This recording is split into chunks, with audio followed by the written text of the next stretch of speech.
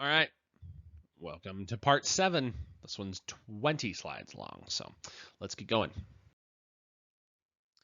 When it comes to disaster and MCI management with a pediatric patient, they're still going to be triaged, right? They're still going to go into that standard triage algorithm that we have, except that we use something called Jumpstart. Jumpstart is a pediatric triage mechanism for patients younger than 8 years of age and less than 100 pounds. They're categorized using the same color-coded categories that adults are. So greens, same thing, all right? They're patients that are not in need of immediate assistance. They're usually able to walk if they would be able to walk under normal circumstances. So obviously an infant and early toddlers, not so much. They still may be greens though. The yellow indicates the presence of spontaneous breathing with a peripheral pulse, and they're responsive to painful stimuli. Red is still the same meaning. They're still the immediate. These are apnea that are responsive to positioning or rescue breathing, respiratory failure, or inappropriate responses to pain. Okay.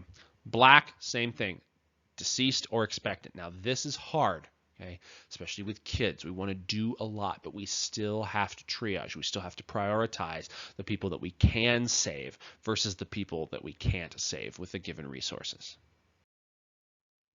So here is the jumpstart algorithm. We start with the ability to walk, then we move to their breathing, and this is where we can do things. So we're going to position that airway. Do they have a palpable pulse?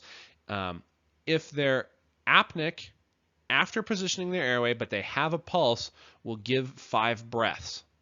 Okay? If they start breathing, they're a red. They're immediate. Down here.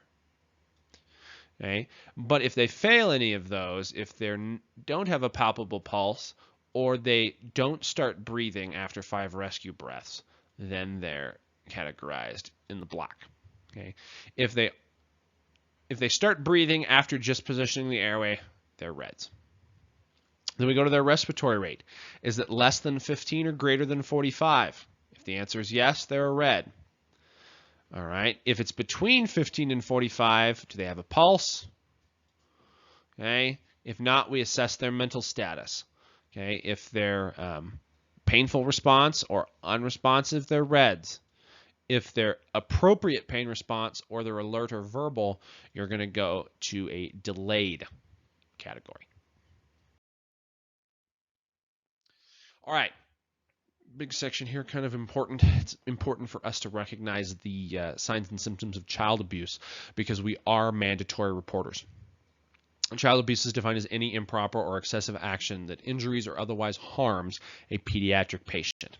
This can be physical, this can be emotional, this can be sexual, or this can just be neglect. These are all different categories of abuse. We estimate that over 500,000 kids are abused annually. That's so disturbing to me that anybody could do that, but it's very common, unfortunately. If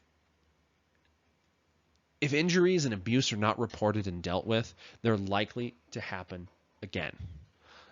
Because if these people are not given the help that they need, both the patients get the help they need and the abusers are not prosecuted or given help that they need, they're probably just going to do it again. Life-threatening injuries are common in these situations, especially with kids.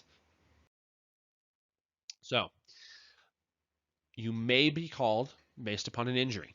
Okay? And child abuse happens across all levels. It's not something that just happens to poor people. It happens across all socioeconomic levels.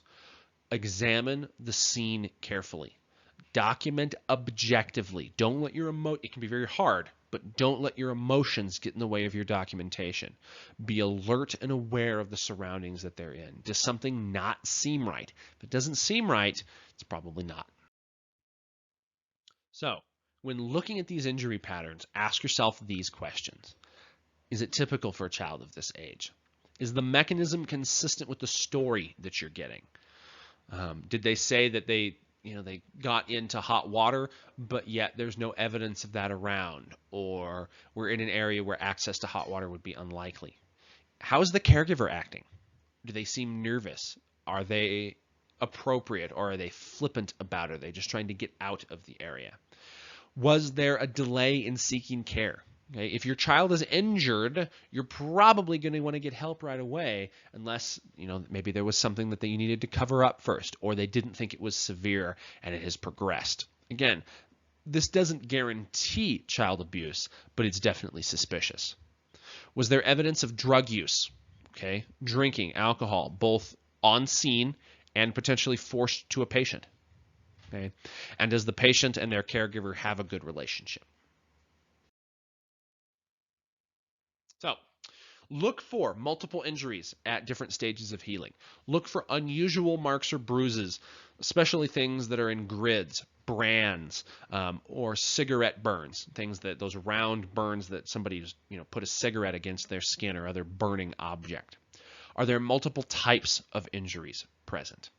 Burns that look like gloves, that look like immersion injuries, like their hand was put down into a boiling pot of water, can indicate intentional submersion and intentional burns. Is there anything that doesn't make sense? Are there unexplained events when it comes to decreased levels of consciousness?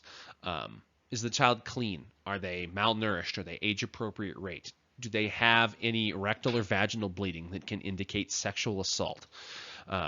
Is the home itself look like a good environment for the child? Is there adequate food? Is there adequate heat or cooling?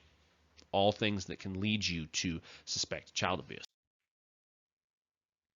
So consult this mnemonic for child abuse for various signs and symptoms of these. Excuse me, I've been talking a long time. For signs and symptoms of child abuse. Observe color and location of bruising. This can help you find old ones versus new ones. Is there a pattern to them? Look for burns, especially to the sensitive regions of the body. Things to the genitals, the buttocks, are usually inflicted by someone else. We don't generally get those burns. We don't do that ourselves, right? It can be purely unintentional sometimes, especially if you don't check bathwater temperature before putting a child in, but it can also be intentional. All right, we talked about that glove pattern, that glove or sock pattern, depending on their hand or foot. Okay, anytime you see burns that are from a cigarette or in a grid sort of pattern, those are very highly suspicious for child abuse. All right, so for children, as I've mentioned before, fractures to the humerus or femur require a lot of force. It's not something that you're going to get out of accidental falls or bumps. Those are usually associated with major trauma. They're not associated with falls from bed or other more common pediatric fall mechanisms. Shaken baby syndrome is another thing you have to look at.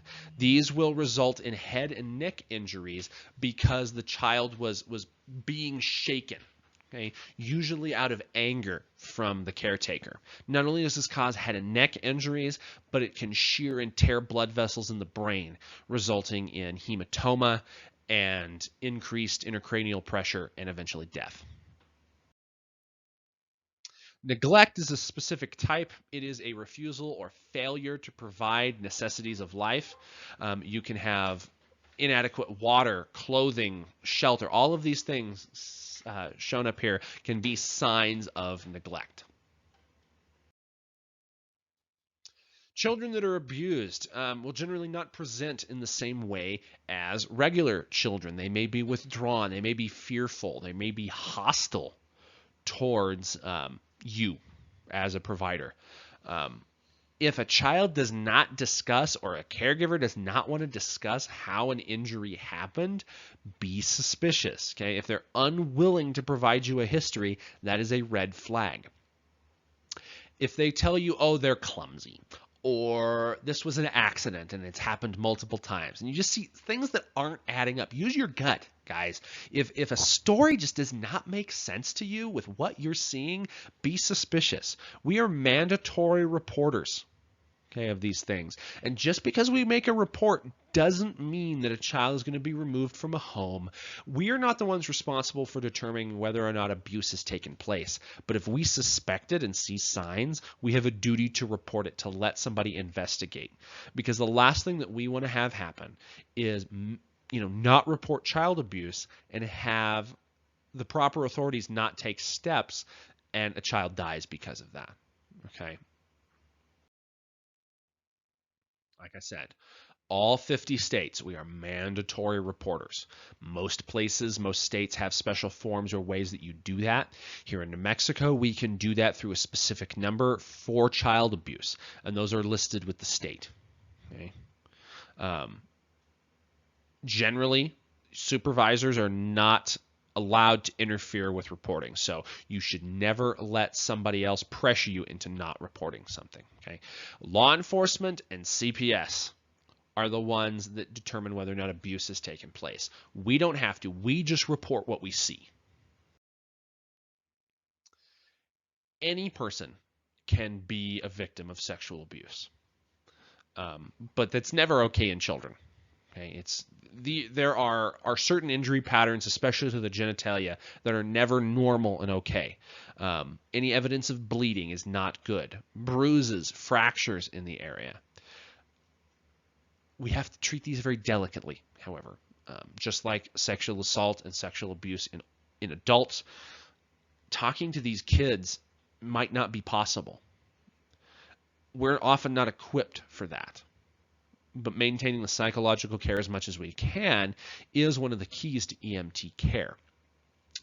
We want to dress any wounds that we can see, any that we can get to, and limit your exposure to those areas. Try to keep them covered, try to keep them modest. We're not going to examine genitalia unless you absolutely have to, because there's injury or bleeding present that you have to take care of. So, just like with an adult, we don't want to allow the patient to wash, urinate, or do any of that until a physician has had a chance to examine them and evidence has been collected. Make sure that there is a police officer there, and ensure that you can have somebody of the same gender stay with and assess this patient as much as possible. Okay, you want to determine as much as you can from witnesses and the child. Okay, and document objectively. Sexual abuse is always a crime. Okay, and these patients should be transported. Sudden infant death syndrome is another syndrome that you will see. It is something that we don't really know what causes it most of the time. It's after an autopsy. There is no direct cause of death that can be determined, and so we categorize that as SIDS. 3,500 infants a year die of SIDS annually. One of the common ways that people will characterize this, and we think it may happen because of improper placement in cribs, in exposure to toys, things like that. We think it might be respiratory based, but we just don't know, and it's impossible to predict when SIDS will show up. So risk factors. Maternal age younger than 20 seems to have a correlation and an association with SIDS. Smoking during pregnancy and low birth weight are also associated with an increased incidence of SIDS. It can occur at any time. It can occur in the middle of the day. It can occur at night. So when you have a SIDS case, a lot of the time, these may present as patients that are obviously dead. They may be cold to the touch. They may have rigor mortis. Depends on how long they were dead in cardiac arrest before they were found. So we have to manage the scene. We have to assess and manage the patient as necessary, and we have to manage the family. This is going to be one of the worst days of their life. I cannot imagine what that feels like, and unless you've been through it, you're not going to be able to imagine that either. But provide the emotional support that you can. Okay, call in chaplaincy services if they need to. Use supervisors, use other providers, use police to help manage the family. Know that they may get violent. Because they're so upset, and you may be the target that they lash out at. Don't take that personally. Don't let it become a risk to you, but also know that this is a normal way for them to react to such a tragic and terrible time. On that wonderful note, I'll see you in the next section.